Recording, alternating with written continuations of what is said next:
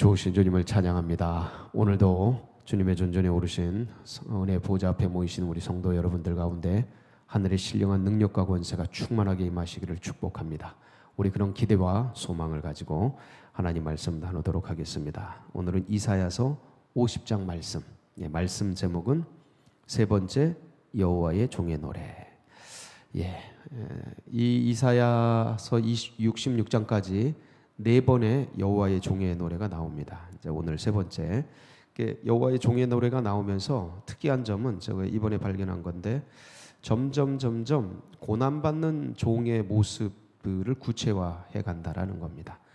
첫 번째는 그런 모습이 없다가 두 번째 지난번에 좀 살짝 나왔죠. 고난받는 종의 모습이 오늘 좀 더 구체적으로 나오고 이제 마지막 네 번째 53장이죠. 52장부터 이제 53장까지 마지막 종의 노래가 나오는데 그때는 완전히 구체적으로 디테일하게 나오게 됩니다.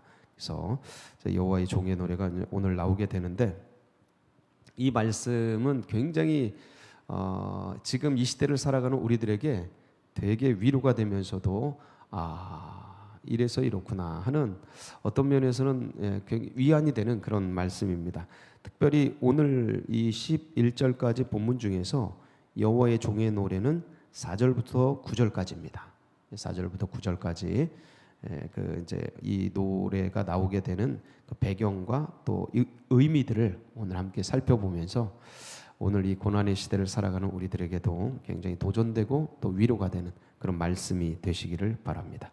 1절부터 3절을 보면 이 고난이 찾아온 이스라엘에게 이제 고난이 찾아온 그 현실에 대해서 굉장히 원망하고 불평하고 힘들어하고 있는 그들을 향한 여호와의 질문이 이제 나오게 됩니다. 그래서 이 여호와의 질문, 여호와의 물음이죠. 하나님의 물음을 통해서 이스라엘 백성들이 당하는 고난의 원인이 무엇인지가 밝혀집니다. 규명이 돼요. 그 원인이 왜 이런 고난이 왔는지, 그리고 이 고난을 통해서 과연 이제 어디로 갈지까지가 이제 쭉 전개가 되는데 같이 말씀을 통해서 살펴보면서 그럼 이 코로나19는 왜 왔는가도 우리가 함께 넌지시 이 말씀을 통해 넌지시 감을 잡고 사실은 동일한 말씀입니다. 이스라엘의 패망과 바벨론 포로 그것처럼 이 코로나19의 포로가 되고 이 코로나19의 전 인류의 문명, 문화 이런 것들이 파괴가 되는 이러한 현실 속에서 과연 이제 우리는 어떻게 응전해야 되는가, 응대해야 되는가를 이제 보면서 그 여호와의 종이 과연 누구인지도 우리가 같이 규명하면서 말씀을 보도록 하겠습니다. 1절 보겠습니다. 나 여호와가 이같이 말하노라. 내가 너희의 어미를 내보낸 이혼 증서가 어디 있느냐. 이 물으시는 거죠. 주님이 물으시는 겁니다. 이 해석이 뭐냐면 비유법입니다. 어미는 이스라엘이에요. 이스라엘. 그러니까 너희는 이스라엘 백성들입니다.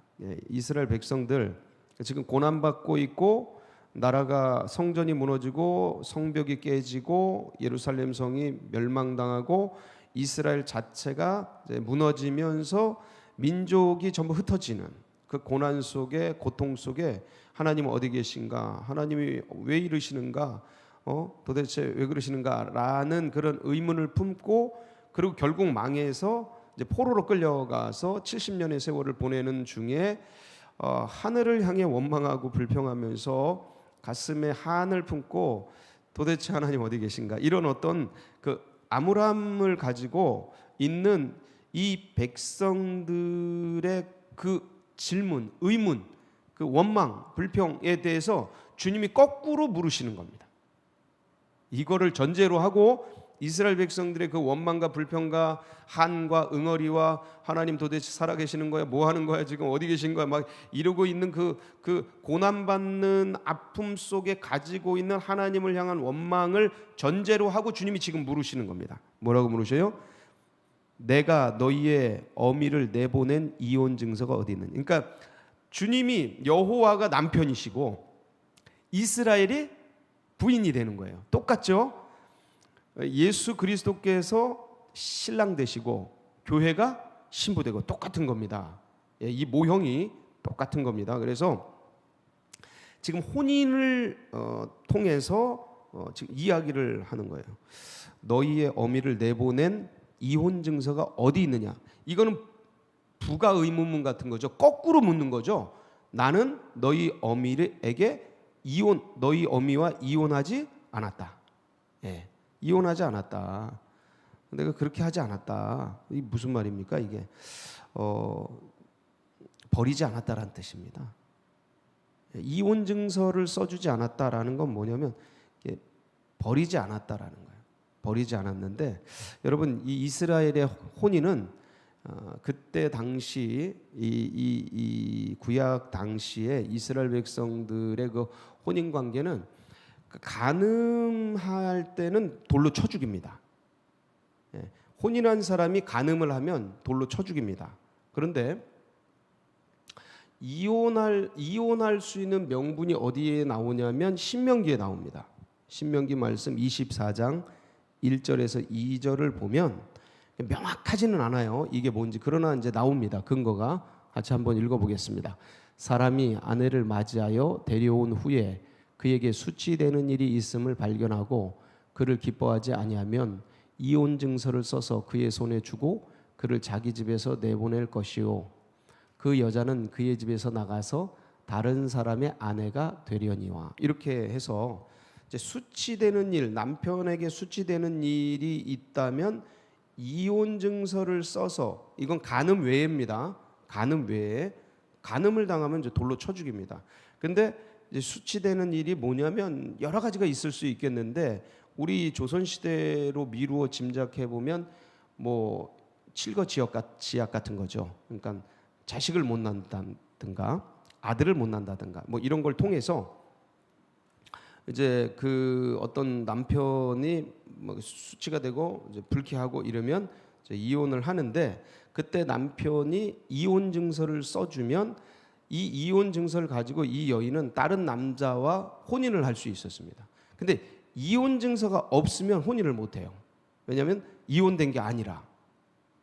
자, 그런데 이혼 증서를 받지 못하고 쫓겨나는 경우가 있습니다. 그건 뭐냐면 아까 말했던 좀 음란한 일, 이게 뭐 간음 뭐 이렇게 말할 수도 있지만 어쨌든 정조를 잃어버리거나 음란한 일. 근데 남편이 죽이고 싶지는 않은 그 요셉과 마리아 기억나시죠? 이 정혼했는데 마리아가 성령으로 잉태된 건데 잉태된 것을 성령이 된 건 줄도 모르고 이렇게 간음한 줄 알고 고민하다가 드러내지 않고 끊어내려고 그러죠. 은밀히 이렇게 이때는 이혼 증서를 써주지 않고 그냥 내보내게 돼요. 바로 그 장면입니다. 이게 내가 이혼 증서를 써준 적이 있느냐 거꾸로 묻는 거예요. 너희 어미에게 내가 이혼 증서를 써준 것이 있느냐. 그러니까 이거는 뭐냐면 너희 누가 잘못했느냐. 너희 어미가 지금 정조를 잃어버렸다. 이 얘기를 하고 있는 겁니다. 그러니까 남편 외에 다른 자에게 마음을 줬다라는 거예요. 그게 누구예요? 이제 우상이죠. 여호와 외에 다른 자 우상에게. 이제 그 얘기를 아주 그 결혼 관계를 통해서 짧은 문장을 통해서 주님께서 말씀하고 있는 거예요. 그래서 내가 어느 체주에게 너희를 팔았느냐. 이 체주라는 것은 어떤 담보를 받고 돈을 빌려주는 이자놀이하는 사람이죠. 근데 내가 언제 그런 적이 있느냐. 그런 적이 없다라는 말씀을 통해서 지금 너희들이 내보내지고 체주는 여기서 누구겠어요? 바벨론이죠. 예, 바벨론이에요. 아수르일 수도 있고 바벨론일 수도 있고 여러 이제 강력한 그 어떤 사람인 그 나라인데 거기에 그렇게 끌려가서 종로로 타고 있는 그것은 내가 언제 그렇게 체주에게 팔은 적이 있느냐. 그런 적이 없다라는 거예요. 그러면 왜 이런 일이 생겼느냐. 왜 성전이 무너지고 왜 나라가 무너지고 왜 민족이 흩어지는 그런 일들이 생겼느냐. 왜 코로나가 오고 왜 경제적인 고통이 오고 왜 이런 고난과 아픔이 이 시대와 민족 가운데 나라와 이 개인에게, 가정에게, 교회에 임했느냐? 요거죠. 지금 이 이스라엘은 교회입니다. 명확하게, 정확하게 부정할 수 없습니다. 이 고통이 교회에 임한 이유가 뭐냐? 요 얘기를 지금 이제 끄집어내시는 겁니다. 너희들이 그렇게 원망하고 있는데 난 그런 적 없다. 그런 적 없다. 그렇게 너희들이 원망할 만한 그런 일들을 한 적이 없다. 이제 인간적으로 말하면 바로 그겁니다. 그런데 보라, 자 중간부터죠. 보라, 너희는 너희의 죄악으로 말미암아 팔렸고 너희의 어미는 너희의 배역함으로 말미암아 내보냄을 받았느니라. 예, 이거는 뭐 할 말 없죠. 뭐 여러분 이 코로나 19라는 게 왜 왔느냐? 하나님의 징계고 하나님의 재앙이고 하나님의 심판이다. 오케이, 그렇게 큰 차원에서 받을 수 있습니다. 그럼 과연 그건 그렇게 우리가 신앙적으로 해석할 수 있는데 그게 오게 된 이유가 뭐냐? 하나님이 그럼 아무나 때리느냐? 부모가 자식을 아무 때나 때립니까? 절대 그렇지 않죠. 근데 맞는 자식은 엄마가 왜 때리는지 모르는 거예요. 자기 잘못을 모르니까. 예, 제가 그랬습니다. 두들겨 맞으면서도 왜 때리는지, 왜 쫓겨나는지 잘 몰랐죠. 근데 그 한 짓을 나중에 생각해 보면 남의 것을 그렇게 하고 남을 때리고 이런 것들이 이제 있었던 거죠. 이 죄악. 근데 이 죄악을 죄악으로 알지 못하고 다른 신에게 제사하는 걸 죄인지를 모르고 이렇게 지나가도록 벌써 인식의 전환이 하나님으로부터 떠난 마음들이 일어났었던 거죠. 그러니까 이걸 자초한다 그래요. 그럼 코로나19가 왜 왔느냐? 정확하게 따지면 인간의 탐욕이죠. 예. 우한 지역에 있었던 인간의 탐욕. 그게 뭐 여러 설들이 있지만 어쨌든 그게 뭐 자연 발생적으로 짐승에 의해서 박쥐에 의해서 모에 의해서 자연 발생적으로 발생했든 뭐 아니면 이걸 조작을 해가지고 의도적으로 했든 인간의 탐욕이죠. 예, 탐욕. 짐승까지 먹어대려는 탐욕. 남의 나라를 그렇게까지 해서라도 무너뜨리거나 아니면 조작하려고 하는 인간의 탐욕. 이 탐욕이죠. 그러니까 자초한 거죠. 자초.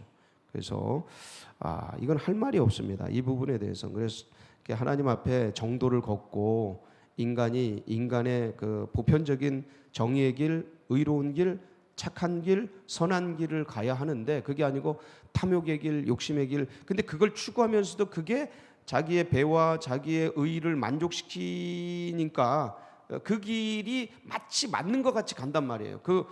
어떤 국가주의나 사상체계나 이게 하나님의 도를 이미 떠났는데 거기서 뭐 조폭의 의리 이런 거죠.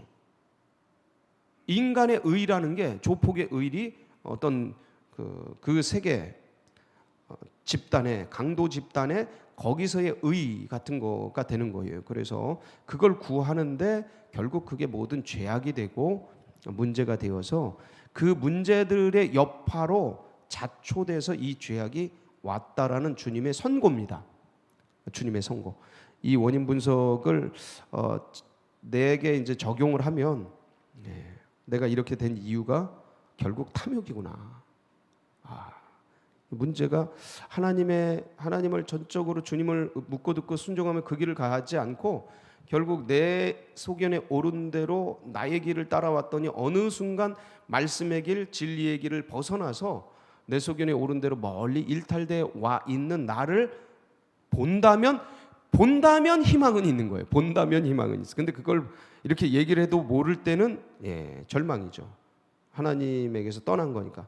굉장히 안타까운 현실인데 그래서 계속해서 구체적으로 이제 문제가 어디에 있었는지를 보여줍니다. 2절 내가 왔어도 사람이 없었으며 어떤 사람이에요?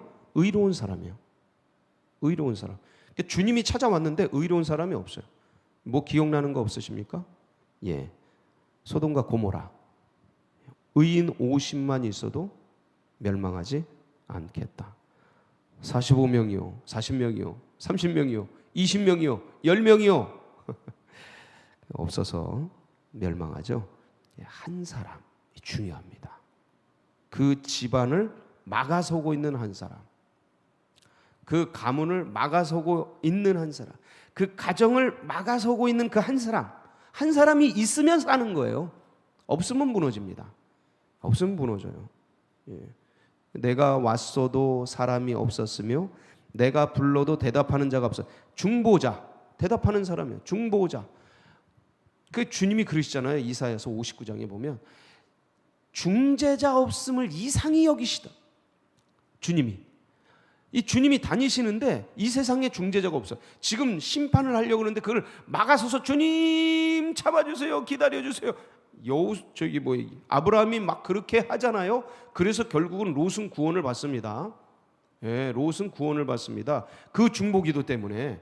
그런데 그 중재자 없는 게 이상히 여기시는 거죠. 왜냐하면 분명히 믿음의 백성들이나 의식이 깨있고 하나님 안에서 의식이 깨있고 이 세상이 흘러가는 시류 속에서 시류를 타지 않고 진리의 길을 걸어가는 그분들이 계시다면 그분들은 분명히 중재를 하고 중보를 하고 기도를 하고 골방에서 열방을 가슴에 품고 눈물을 흘리며 가문을 남편을 아내를 그 가족들을 품고 교회를 품고 기도를 할 텐데 그 자리에 그분들이 없는 거예요. 그러니까 진노의 포도주가 쏟아지는 거죠. 이스라엘 전체가 멸망당하는 거예요. 여러분 예외가 없다 그랬죠. 믿는 자도 그때는 기울어지면 믿는 자도 고난받습니다. 예, 분명합니다. 지금 우리가 고난받는 것 똑같아요. 지금 교회들이 굉장한 어려움에 놓여 있잖아요. 마이너스 30%라는 게 말이 됩니까? 한 해 만에? 인류 역사상 이런 거는 안 되는 거예요. 이런 건 없는 거예요. 근데 그게 됐잖아요. 근데 예. 그래서 그런데 그러한 중에 이게 기회다라는 거죠. 거꾸로. 이게 기회다. 이제 기회다인데 자, 그래서 계속 한번 보겠습니다. 대답하는 자가 없었으면 어찌 됨이냐. 자, 이렇게 지금 그런 상황입니다. 의인도 없고 중재자도 없고 중보자도 없어. 그런데 주님이 뭐라 그러셔요? 내 손이 어찌 짧아 구속하지 못하겠느냐? 내게 어찌 건질 능력이 없겠느냐? 그렇지 않다. 지금 냅두는 겁니다. 여러분 이 고난도 때가 차야 됩니다. 분명히 고난도 때가 차요. 제가 기억이 나요. 어릴 때 그러니까 동네에서 말썽꾸러기라 어머니가 막 두둥겨 패고 빨개 벗긴 채 겨울에 이 추위 속에 밖으로 쫓겨났어요. 밖으로 쫓겨나서 덜덜덜덜 떨고 있는데 이 시간이 언제 갈까? 지금도 생각나는데 이 시간이 언제 갈까? 그런데 엄마는 시간을 기다리고 있는 거예요. 엄마는 아들을 밖에 빨개 벗긴 채 겨울에 쫓아내고 마음이 편하실까요? 절대 그런 부모는 없습니다. 부모는 그런 부모, 그러니까 가슴이 타는 거죠. 부모님도. 그러면서 그 고난, 그 아들이 그 잘못인 무엇인가를 인지하는 걸 기다리는 어미도 고난의 시간을 가져가는 겁니다. 이게 부모의 마음이에요. 그 자식에게 고난을 줄 때 그 고난이 지금 있는 이 죄악을 깨뜨리고 깨달음을 줄 수 있는 그 기간이 있어요. 기간이. 그냥 후드려 펴고 바로 그냥 미안하다 이렇게 하는 거는 헷갈리게 합니다. 그래서 그 고난을 주고 그 고난의 의미를 이게 스며드는 시간들이 있어요. 그걸 기다리시는 거예요. 그게 70년이에요. 그게 70년. 그 뒤로 우상 숭배하지 않습니다. 이스라엘 백성들이. 출애굽하고 나서는 우상 숭배 엄청 합니다. 출 바벨론하고는 지금까지도 2500년 지금까지도 우상 숭배하지 않습니다.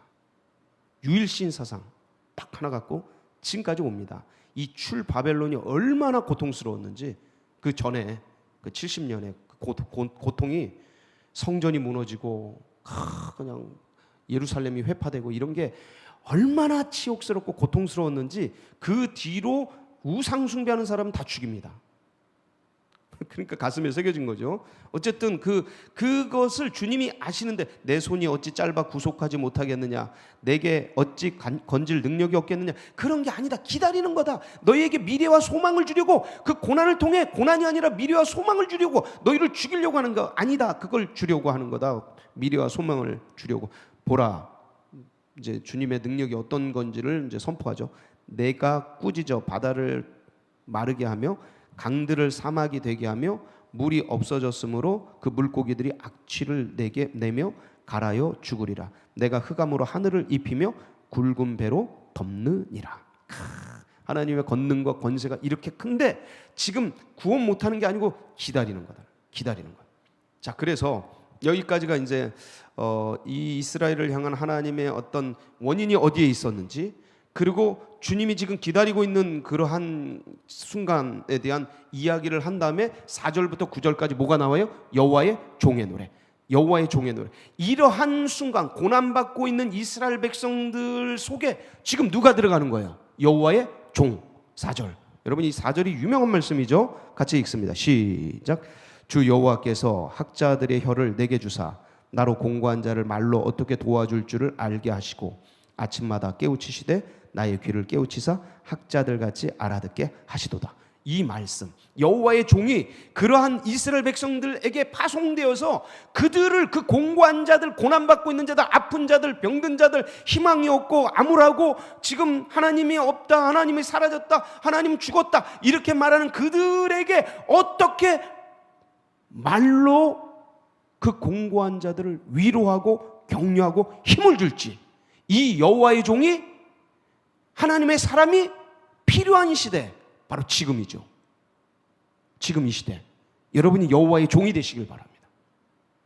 학자의 혀를 가지고 공고한 자, 아픔 당하는 자, 고난 당하는 자를 위로하고 격려하고 그 문자 하나로, 그 카톡 하나로, 그 전화 하나로, 그 뭔가 그 말씀의 위로 한마디로 그 영혼을 세우고 일으키는 학자들이, 여호와의 종이, 하나님의 보낸 사람이 되시기를 바랍니다. 어떻게 할 수 있습니까? 뒤에 나와 있어요. 4절 중간에 보면, 자, 학자들의 혀를 내게 주사 나로 공고한 자를 말로 어떻게 도와줄 줄 알게 하시고, 어떻게 그럼 그게 가능합니까? 어떻게? 아침마다 깨우치시되. 이건 누굴 깨우치시는 거예요?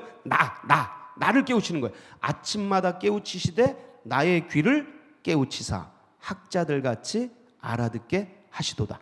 누구의 말씀을? 여호와의 말씀을. 그러니까 학자의 혀가 되기 위해서 뭘 달라 그러는 거예요? 학자의 귀를 달라는 거예요. 누구의 음성을 듣는? 하나님의 음성을 듣는, 하나님의 말씀을 듣는 학자의 귀를 제게 주시옵소서. 그래서 그 말씀을 듣고 깨우쳐서 나가 그 영혼들의, 공고한 영혼들에게 학자의 혀로 위로하고 격려하고 힘을 주는 하나님의 여호와의 종이 되게 하옵소서라는 말씀입니다. 오늘 이 말씀처럼 이 시대 가운데 우리 이 새벽전을 찾으시고 우리의 보좌 앞에 모이신 성도 여러분들께서 학자의 귀를 주시옵소서. 주님의 말씀을 듣고 학자의 혀가 되게 하옵소서. 공고한 자를 위로하고 격려하고 힘을 주는 복된 성도님들 되시길 축복합니다. 같이 기도하시겠습니다.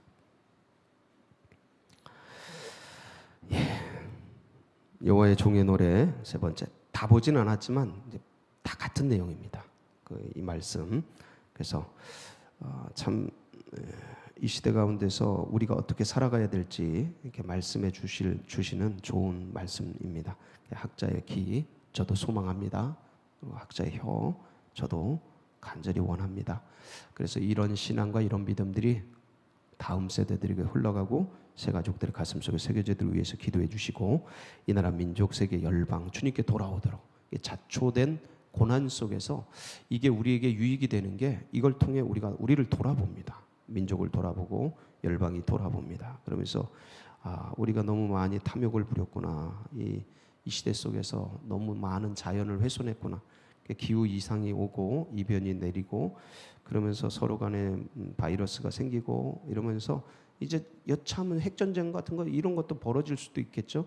그래서 이 고난 속에서, 자초된 고난 속에서 서로 깨닫고 주님께로 돌아오도록, 하나님 복음으로 돌아오도록, 그래서 그때에 우리 교회가 정말 마중물 역할, 민족 복음화와 세계 복음화를 위해서 마중물 역할하면서 주님을 기쁘시게 하고 주님의 꿈과 비전을 이뤄드리는 그런 교회 되도록, 그래서 다시 복음의 세계를 여는 교회, 성도, 우리 교회 되도록 위해서 기도해 주시기, 여러분 각자의 기도 제목 붙들고 주님, 학자의 귀를 열어주시옵소서.